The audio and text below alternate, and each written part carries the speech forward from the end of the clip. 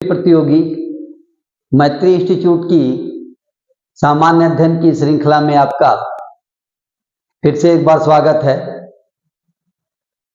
भारतीय राज्य व्यवस्था और संविधान के विषय में बात करते हुए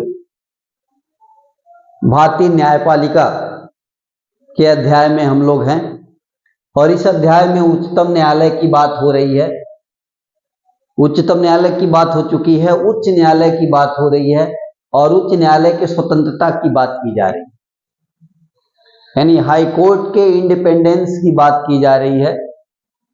तो आज के टॉपिक में, इस रिकॉर्ड क्लास में हम लोग हाई कोर्ट की स्वतंत्रता की बात करेंगे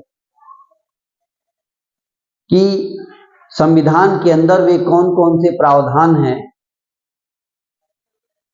और उसके अलावा भी कौन कौन सी व्यवस्था है जिसकी वजह से हाई कोर्ट को स्वतंत्रता मिली। आपको ये बात जानकारी है कि भारत में न्यायपालिका को विधायिका और कार्यपालिका से स्वतंत्र रखा गया है, यानी स्वतंत्र न्यायपालिका की स्थापना भारतीय संविधान के द्वारा की गई है। स्वतंत्र न्यायपालिका का मतलब यह है कि न्यायपालिका के ऊपर कार्यपालिका और विधायिका इन दोनों का दबाव न रहे, यानी कि न्यायपालिका दबाव मुक्त होकर के काम करे, किसी प्रकार के पूर्वाग्रह से दूर रह के काम करे। और इसके लिए न्यायपालिका की स्वतंत्रता सुनिश्चित की गई है। न्यायपालिका की स्वतंत्रता सर्वोच्च न्यायालय को भी स्वतंत्र किया गया है और उसी प्रकार हाई कोर्ट को भी स्वतंत्रता दी गई है। तो हम लोग इस बात को देखेंगे कि सर्वोच्च न्यायालय की ही तरह उच्च न्यायालय को भी स्वतंत्रता दी गई है। तो बात करेंगे हम लोग सर्वोच्च न्यायालय की तरह। आप जानेंगे कि सर्वोच्च न्यायालय को भी स्वतंत्रता दी गई है, तो सर्वोच्च न्यायालय की भांति उच्च न्यायालयों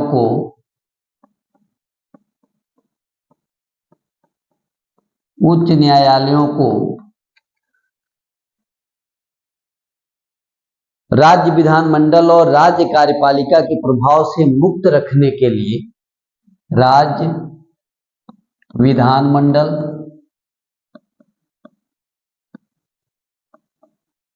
और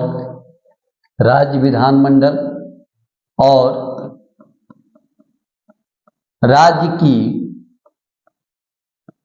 कार्यपालिका से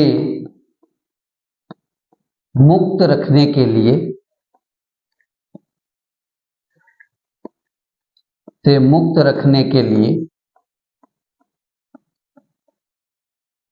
रखने के लिए संविधान में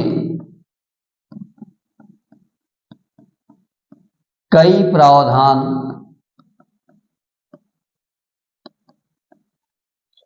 प्रावधान किए गए हैं।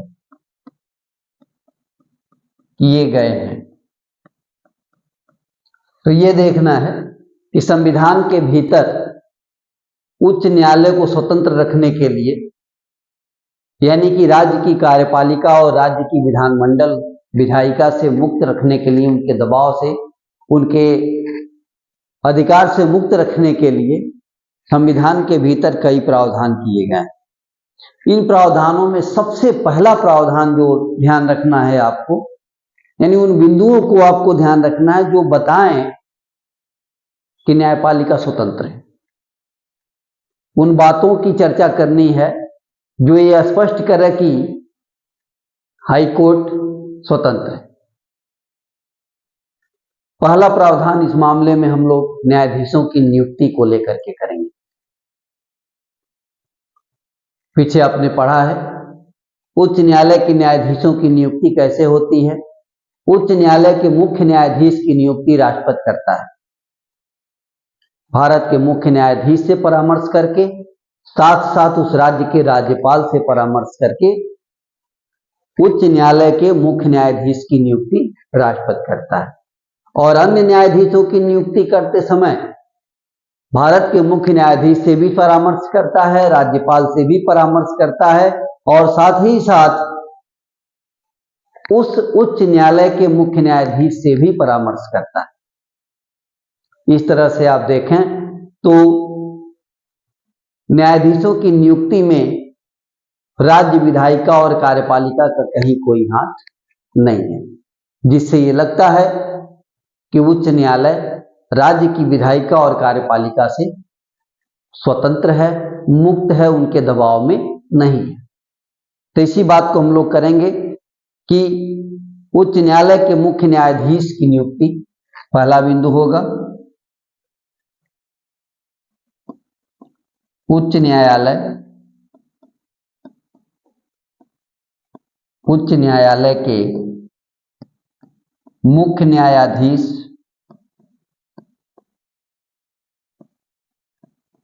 की नियुक्ति कौन करता है? राष्ट्रपति। कौन करता है? कि नियुक्ति राष्ट्रपति भारत के मुख्य न्यायाधीश से भारत के मुख्य न्यायाधीश व उस राज्य के राज्यपाल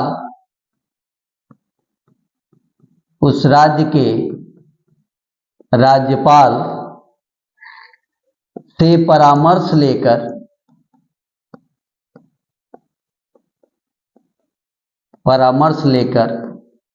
करता है।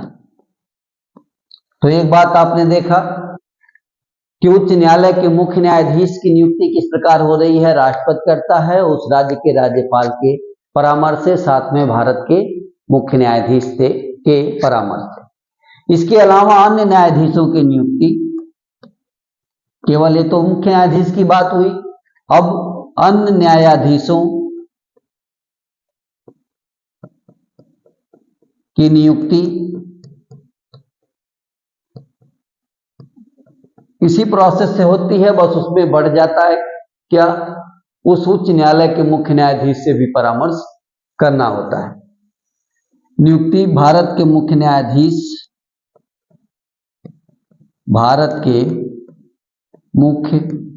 न्यायाधीश राज्यपाल व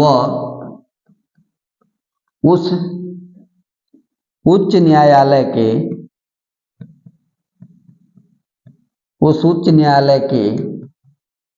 मुख्य न्यायाधीश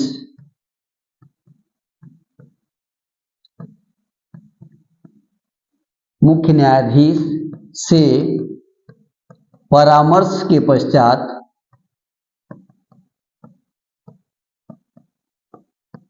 राष्ट्रपति करता है। तो ये चीज आपको मिला न्यायाधीशों की नियुक्ति। न्यायाधीशों की नियुक्ति में राज्य विधानमंडल और राज्य की कार्यपालिका का कोई हस्तक्षेप नहीं है। यद्यपि राज्यपाल से सलाह लिया जाता है, यद्यपि राज्यपाल है परामर्श देने के लिए, लेकिन इसमें सामान्य रूप से कार्यपालिका का कोई हस्तक्षेप नहीं है। तो ये दिखाता है कि उच्च न्यायालयों के न्यायाधीशों के ऊपर राज्य विधानमंडल का, राज्य की कार्यपालिका का कोई दबाव नहीं है। ऐसे में हाई कोर्ट क्या है? स्वतंत्र है। तो न्यायाधीशों की नियुक्ति के मामले में स्वतंत्रता। इसके पश्चात अगले बिंदु में हम लोग अन्य मामलों में भी स्वतंत्रता देखेंगे। अन्य मामलों में स्वतंत्रता क्या है? कि न्यायाधीशों का कार्यकाल नियत, उच्च न्यायालय के न्यायाधीशों का कार्यकाल नियत। ये एक बिंदु है। उच्च न्यायालय के न्यायाधीशों का कार्यकाल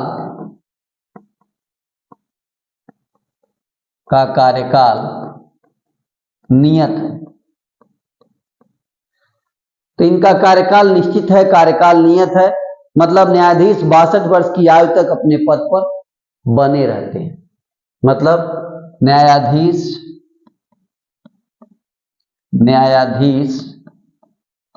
62 वर्ष की आयु तक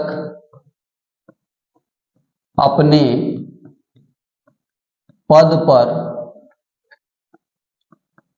बने रहते हैं। तो ये देखा गया कि इनका कार्यकाल क्या है, नियत है। ये 62 वर्ष की उम्र तक अपने पद पर कार्य करते हैं। उसके पहले अगर हटाना है तो संसद के द्वारा महाभियोग की प्रक्रिया से ही उच्च न्यायालय के न्यायाधीशों को हटाने की व्यवस्था है, जो अत्यंत जटिल है। और इस व्यवस्था की जटिलता के कारण यह एक प्रकार से न्यायाधीशों की स्वतंत्रता है कि बीच में उनके कार्यकाल में कहीं कोई हस्तक्षेप नहीं है। तो यहां जो है, अगर इस अवधि के पूर्व न्यायाधीशों को केवल इसमें जोड़ना, इस अवधि के पूर्व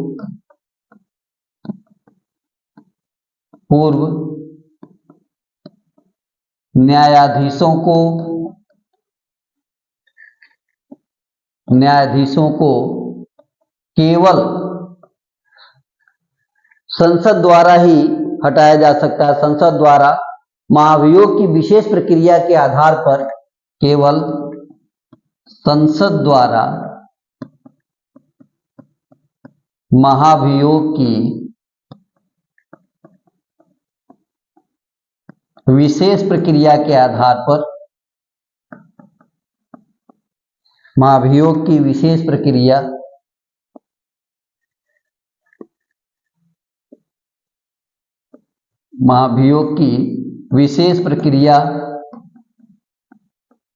के आधार पर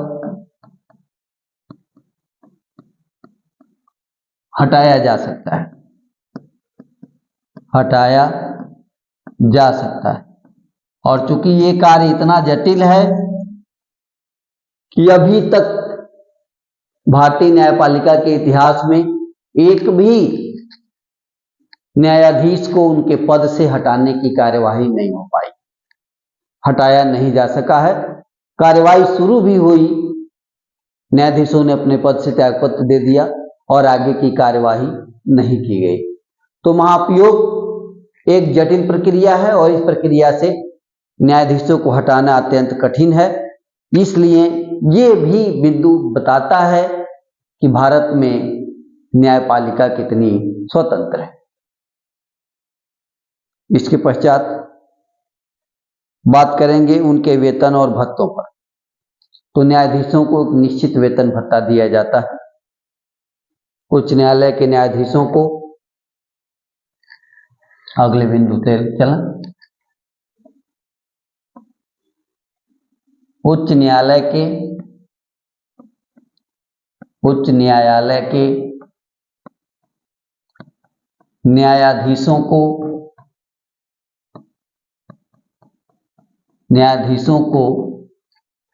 एक निश्चित वेतन भत्ता दिया जाता है। एक निश्चित वेतन एवं भत्ता दिया जाता है। एक निश्चित वेतन भत्ता दिया जाता है। वेतन कितना है तो आपने अभी इसकी पूर्व की कक्षा में देखा था कि उच्च न्यायालय के मुख्य न्यायाधीश का वेतन 2,50,000 रुपये प्रति माह और अन्य न्यायाधीशों का वेतन 2,25,000 रुपये प्रति माह। वेतन कैसे है? तो मुख्य न्यायाधीश का वेतन 2,50,000 रुपए प्रति माह और अन्य न्यायाधीशों का वेतन 2,25,000 रुपए प्रति माह है। ये उनके वेतन भत्ते हैं और उनके वेतन भत्ते में वित्तीय आपात को छोड़कर पद ग्रहण के बाद किसी भी कंडीशन में वेतन भत्तों में कोई कटौती नहीं की जाएगी। तो वित्तीय आपातकाल को छोड़कर किसी भी दशा में वित्तीय आपातकाल को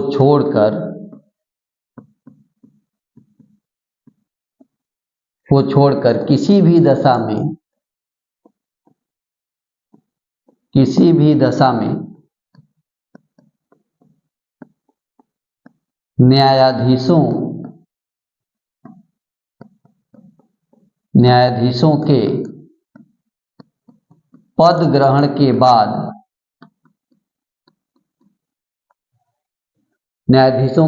ग्रहण के बाद उनके वेतन भत्तों में कमी नहीं की जा सकती।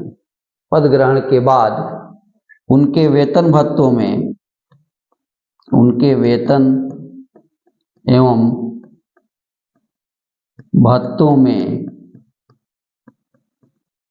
कोई कटौती या कमी नहीं की जा सकती। तो ये बताता है कि किस प्रकार उच्च न्यायालय इस मामले में भी स्वतंत्र है और उच्च न्यायालय के न्यायाधीश भी इस मामले में स्वतंत्र है।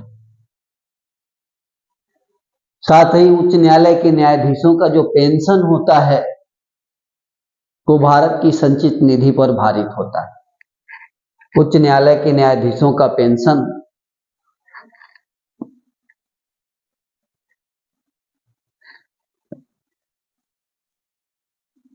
उच्च न्यायालय के न्यायाधीशों का पेंशन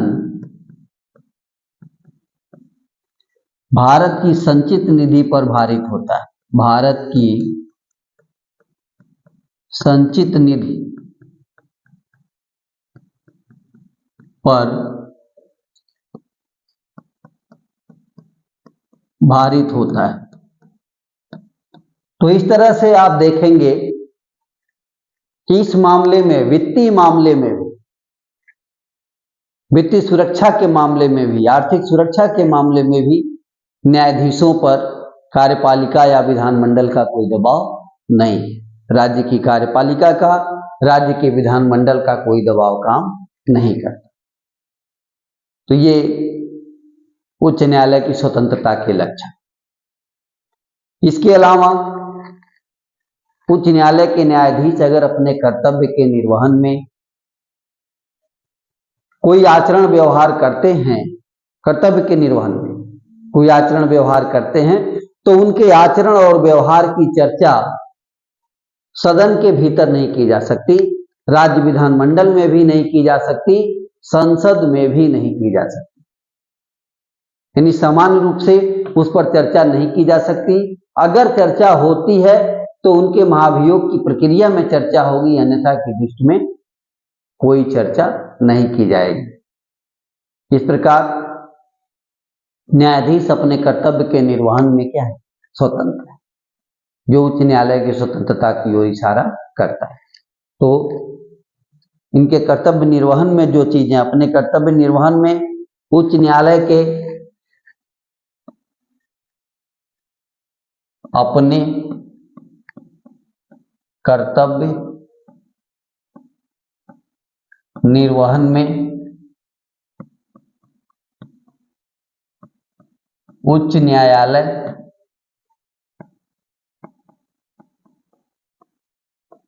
का कोई न्यायाधीश या उच्च न्यायालय के किसी न्यायाधीश द्वारा किए गए किसी आचरण के संबंध में उच्च न्यायालय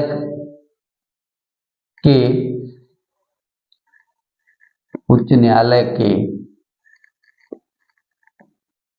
किसी न्यायाधीश द्वारा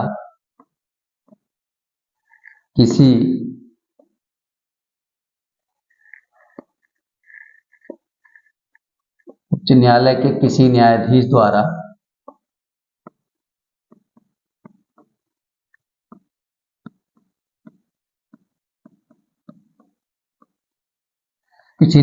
द्वारा कोई आचरण व्यवहार किया जाता है, किए गए किसी आचरण के संबंध में किए गए किसी आचरण के संबंध में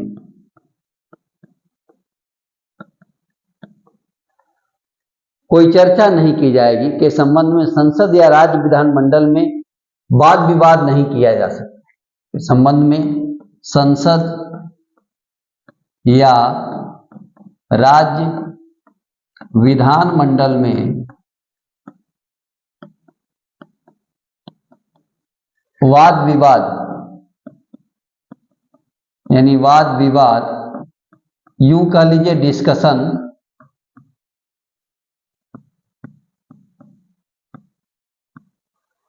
ये डिस्कशन नहीं किया जा सकता, तो डिस्कशन नहीं किया जा सकता। तो ये स्वतंत्रता भी मिली हुई है न्यायपालिका को। इसके अलावा उच्च न्यायालय अपने अवमान के लिए किसी को भी दंडित कर सकता है। इसके अलावा और क्या है कि उच्च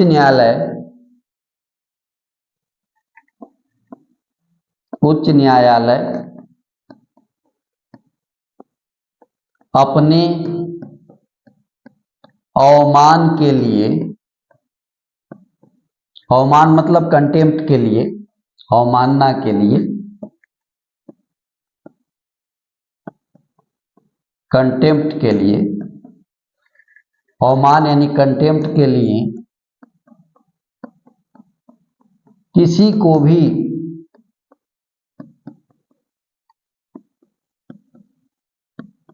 दंडित कर सकता है।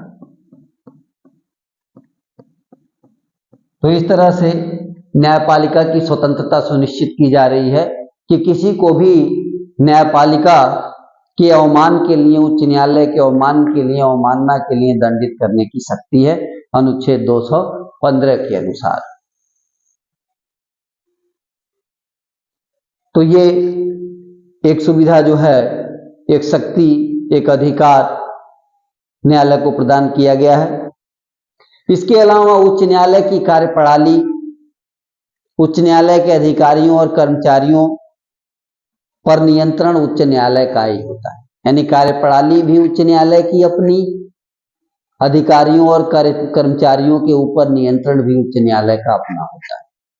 तो उच्च न्यायालय की कार्यप्रणाली, और एक और बिंदु हम लोग इसमें नोट कर लें कि उच्च न्यायालय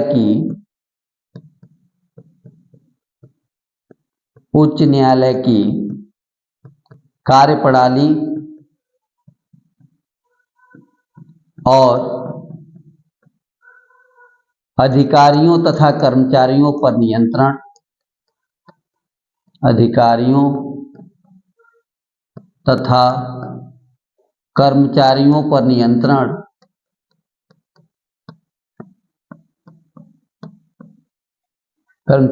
पर नियंत्रण उच्च न्यायालय का होता है।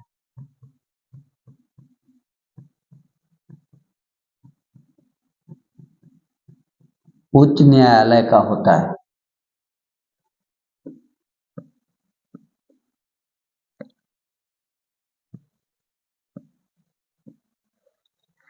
तो यहां देखा गया कि उच्च न्यायालय पर और उच्च न्यायालय के अधिकारियों कर्मचारियों की नियुक्ति, छुट्टी, पदोन्नत, पदावनत के नियम उच्च न्यायालय ही बनाता है।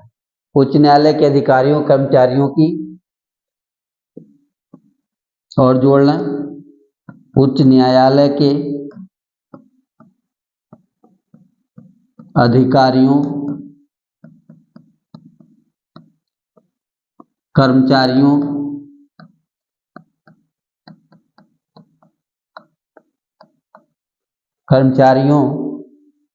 की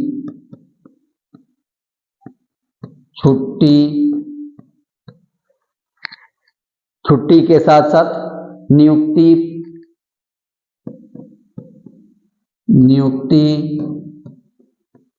पदोन्नत, पदावनत, ये सब पर जो है उच्च न्यायालय का ही अधिकार होता है। पदावनत के नियम उच्च न्यायालय ही बनाता है। पदावनत के नियम उच्च न्यायालय ही बनाता है।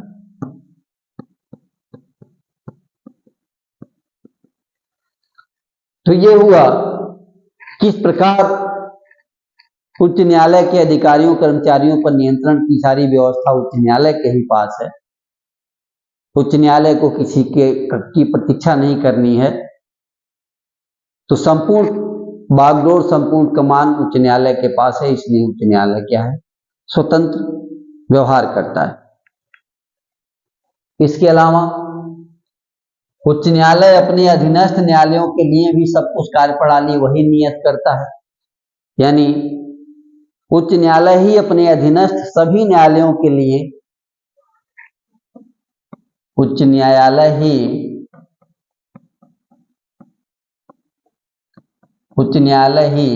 अपने अधीनस्थ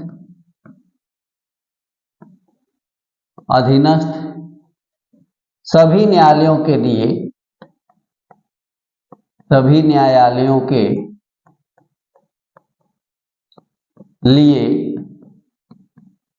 जो भी नियम वगैरह है के लिए नियम बनाता और कार्यप्रणाली का निर्धारण करता है। के लिए नियम बनाता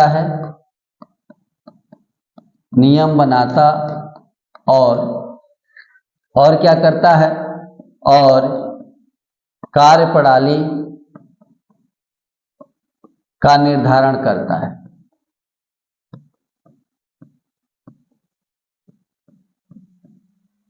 तो इस तरह से अधीनस्थ न्यायालयों की सारी व्यवस्था उसी के पास है। इससे न्यायपालिका कार्यपालिका के नियंत्रण से मुक्त रहती है। इससे न्यायपालिका कार्यपालिका के नियंत्रण से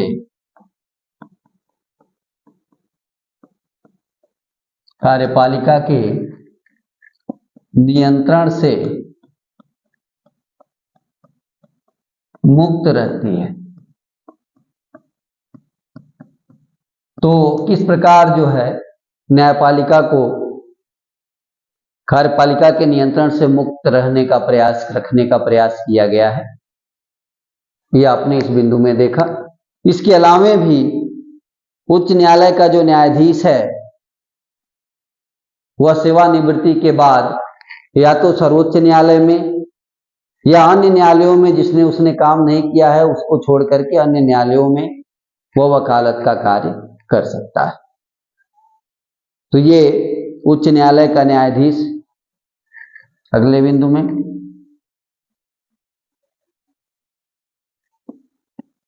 उच्च न्यायालय का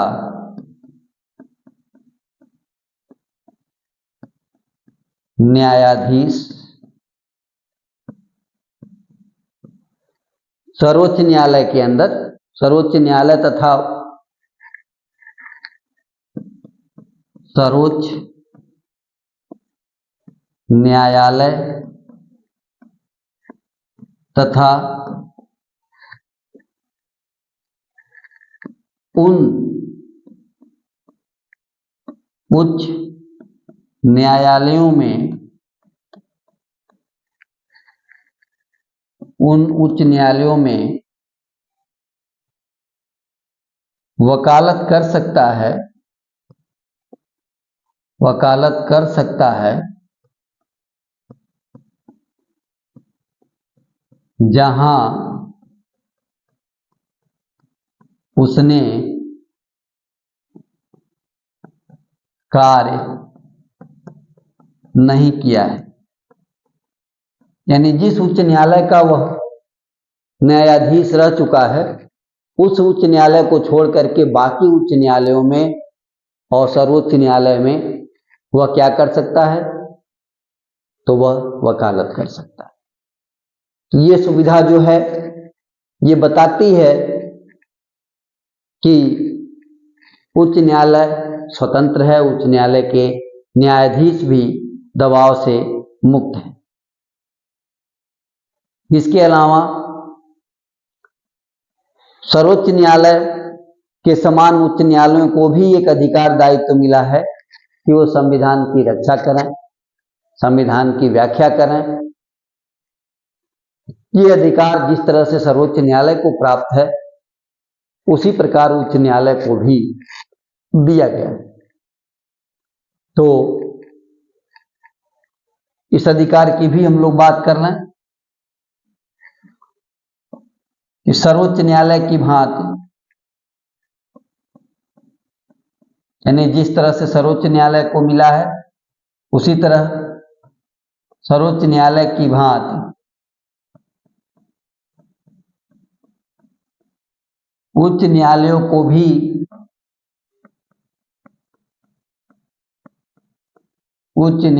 को भी संविधान की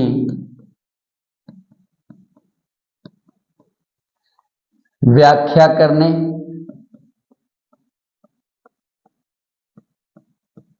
व रक्षा करने का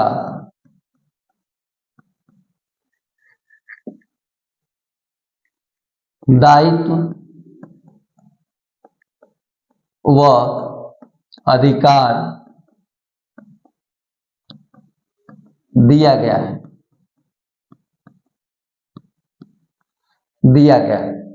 मतलब ये कि अगर संविधान विरुद्ध होने पर वह संसद और राज्य विधानमंडल द्वारा बनाए गए कानून को अवैध घोषित कर सकता है। मतलब संविधान विरुद्ध होने पर वह, अर्थात संविधान विरुद्ध होने पर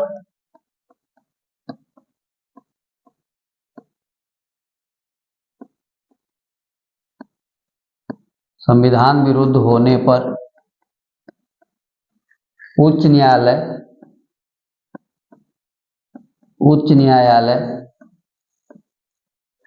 संसद या राज्य विधानमंडल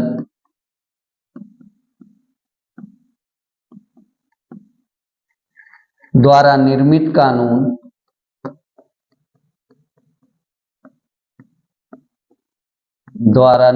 कानून को शून्य घोषित कर सकता है।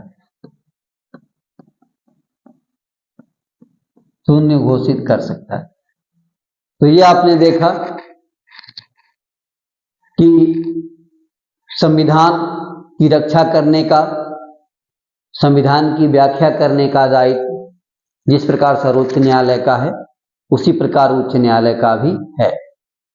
उच्च न्यायालय भी सर्वोच्च न्यायालय की तरह क्या कर सकता है कि राज्य विधानमंडल और संसद द्वारा पारित कानूनों को रद्द कर सकता है अगर वे कानून संविधान सम्मत नहीं है या संविधान के विरुद्ध है। तो इस प्रकार ये शक्ति, ये अधिकार, ये कर्तव्य, दायित्व उच्च न्यायालय को भी दिए गए हैं। इन सभी बिंदुओं द्वारा यही स्पष्ट होता है कि उच्च न्यायालय एक स्वतंत्र निकाय के रूप में कार्य करता है। आज की कक्षा में हम लोग स्वतंत्र न्यायपालिका या उच्च न्यायालय की स्वतंत्रता की बात कर रहे हैं और इस बातचीत में हम लोग देखेंगे कि सर्वोच्च न्यायालय की तरह उच्च न्यायालय भी किस प्रकार स्वतंत्र है, यह किस प्रकार स्वतंत्रता को, इंडिपेंडेंस को इंटरटेन करता है। तो इस कड़ी में आप देखेंगे कि राज्य विधानमंडल से इसको मुक्त रखने का प्रयास किया गया है, राज्य की कार्यपालिका से मुक्त रखने का प्रयास किया गया है। इस तरह से उच्च न्यायालय के सबसे पहले हम देखेंगे न्यायाधीशों की नियुक्ति के मामले में न्यायपालिका की स्वतंत्रता को।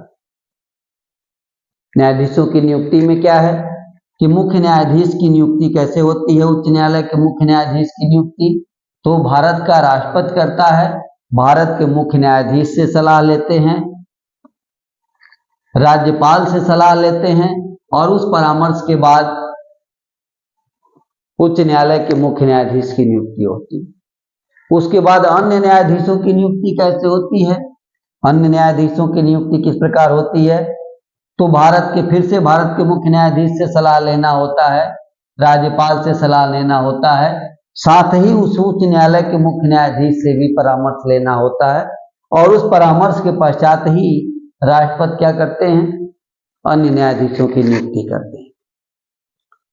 तो उच्च न्यायालय के न्यायाधीशों की नियुक्ति राष्ट्रपति के द्वारा हो रही है।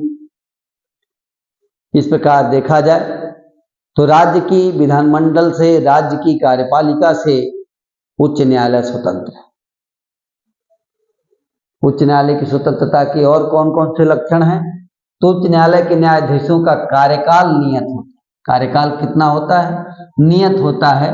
वे 62 वर्ष की उम्र तक, 62 वर्ष की आयु तक अपने पद पर बने रहते हैं। अगर इसके पूर्व न्यायाधीशों को हटाना होगा तो उसके लिए महाभियोग की एक विशेष प्रक्रिया है और भी संसद द्वारा महाभियोग। तो संसद द्वारा महाभियोग की प्रक्रिया से ही उन्हें केवल हटाया जा सकता है। इसलिए न्यायाधीशों की नियुक्ति भी राष्ट्रपति करता है, हटाने का काम संसद करती है। ये दोनों प्रक्रिया जो है वो राज्य की कार्यपालिका और विधानमंडल की सीमा से बाहर। इस प्रकार उच्च न्यायालय राज्य की कार्यपालिका और विधानमंडल से स्वतंत्र है। और आगे बढ़ते हैं तो देखा जाता है कि उच्च न्यायालय के न्यायाधीशों को एक निश्चित वेतन भत्ता दिया जाता है। वेतन 2,50,000 मुख्य न्यायाधीश का है और अन्य न्यायाधीशों का वेतन है 2,25,000 रुपये प्रति माह। इस प्रकार न्यायाधीशों का वेतन निश्चित है, उनके भत्ते निश्चित हैं।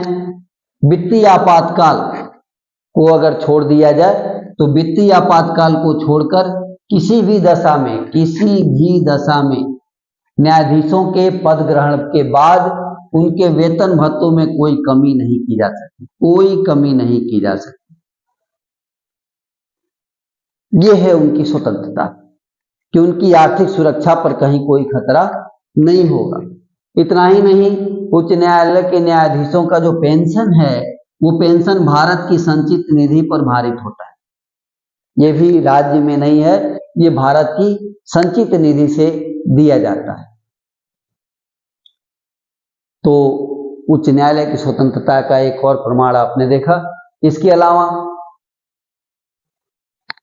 अगर उच्च न्यायालय के न्यायाधीश अपने कर्तव्य के निर्वहन में कोई न्यायाधीश उनके अपने कोई आचरण करते हैं, कोई व्यवहार करते हैं, यानी न्यायाधीश जब अपने कर्तव्य का निर्वहन करता है और कर्तव्य निर्वहन के दौरान कोई आचरण करता है, कोई व्यवहार करता है, तो उसकी चर्चा संसद में या राज्य के विधानमंडल में नहीं की जा सकती, डिस्कशन नहीं किया जा सकता, नहीं की जा सकती। ऐसा नहीं है कि न्यायाधीशों की बातों का, न्यायाधीशों के कर्तव्य निर्वहन में किए गए आचरणों का, किए गए व्यवहार की कहीं कोई चर्चा होने लगेगी, नहीं, उसकी चर्चा नहीं की जा सकती। वे चर्चा से मुक्त रहेंगे। साथ ही उच्च न्यायालय जो है वो अपने अवमान के लिए, कंटेम्प्ट के लिए किसी को भी दंडित कर सकता है, किसी को भी दंडित कर सकता है। तो उच्च न्यायालय की यह शक्ति कि अगर उच्च न्यायालय का अपमान हुआ, अवमान हुआ, कंटेम्प्ट हुआ, अवमानना हुई, तो ऐसी दशा में उच्च न्यायालय किसी को भी दंडित करने की शक्ति रखता है। इसके आगे उच्च न्यायालय अपनी कार्यप्रणाली स्वयं निर्धारित करता है। अपने अधिकारियों और कर्मचारियों पर नियंत्रण जो है स्वयं उसी का होता है। उसे सरकार का मुंह ताकना नहीं है कि सरकार जो है उसके अधिकारी, कर्मचारी या कार्यप्रणाली के बारे में देखेगी, नहीं। उच्च न्यायालय की कार्यप्रणाली, अधिकारी, कर्मचारी सब कुछ उसी के नियंत्रण में होता है। उच्च न्यायालय के अधिकारियों के, कर्मचारियों के छुट्टी, नियुक्ति, पदोन्नत, पदावनत, ये सब चीज का नियम उच्च न्यायालय ही तय करता है। यानी इस तरह से उच्च न्यायालय पूरी तरह से स्वतंत्र होकर के कार्य करता है। वो कहीं से राज्य की सरकार पर, राज्य के विधानमंडल पर, राज्य की कार्यपालिका पर निर्भर नहीं रहता, आधारित नहीं रहता, आधारित नहीं रहता। इसी प्रकार उच्च न्यायालय अपने अधीनस्थ सभी न्यायालयों के लिए नियम बनाता है और नियम बनाने के साथ साथ कार्यप्रणाली भी निर्धारित करता है। इस तरह से कार्यपालिका और न्यायपालिका जो है वो दोनों अलग अलग रहते हैं। न्यायपालिका कार्यपालिका से मुक्त रहती है, नियंत्रण से मुक्त रहती है। इसके अलावा उच्च न्यायालय का जो न्यायाधीश है वो सर्वोच्च न्यायालय तथा उन उच्च न्यायालयों में वकालत कर सकता है जहां उसने कार्य नहीं किया। उच्च न्यायालय के न्यायाधीश कहां कहां वकालत करेगा? तो सर्वोच्च न्यायालय में वकालत करेगा और उन उच्च न्यायालयों में करेगा जहां उसने कार्य नहीं किया है, जहां उसने काम नहीं किया वहां पर करेगा। तो इस तरह से देखा गया कि उच्च न्यायालय के न्यायाधीश सेवानिवृत्त होने के बाद सर्वोच्च न्यायालय में वकालत कर सकते हैं, अन्य उच्च न्यायालयों में कर सकते हैं जहां उन्होंने काम नहीं किया है, जहां उनकी नियुक्ति नहीं थी। साथ ही सर्वोच्च न्यायालय की बात उच्च न्यायालयों को भी संविधान की व्याख्या का अधिकार दिया गया है, दायित्व दिया गया है कि संविधान की व्याख्या करना और संविधान की रक्षा करने का दायित्व जिस तरह से सर्वोच्च न्यायालय का है उसी प्रकार से उच्च न्यायालय का भी है। इस मामले में संविधान विरुद्ध होने पर अगर कोई संविधान की स्थिति, संविधान अगर विरुद्ध है, कोई ऐसा कानून जिसको संसद या राज्य की विधानमंडल ने निर्मित किया है, तो उसको उच्च न्यायालय क्या कर सकता है? शून्य घोषित कर सकता है। क्या कर सकता है? शून्य घोषित कर सकता है। इस प्रकार उच्च न्यायालय सर्वोच्च न्यायालय की भांति ही स्वतंत्र है। संविधान में उसे इतनी स्वतंत्रता प्रदान की गई है ताकि वह कार्यपालिका से और विधानमंडलों से दबाव मुक्त होकर, नियंत्रण मुक्त होकर, दबाव रहित होकर कार्य कर सके। आज की कक्षा में इतना ही। धन्यवाद।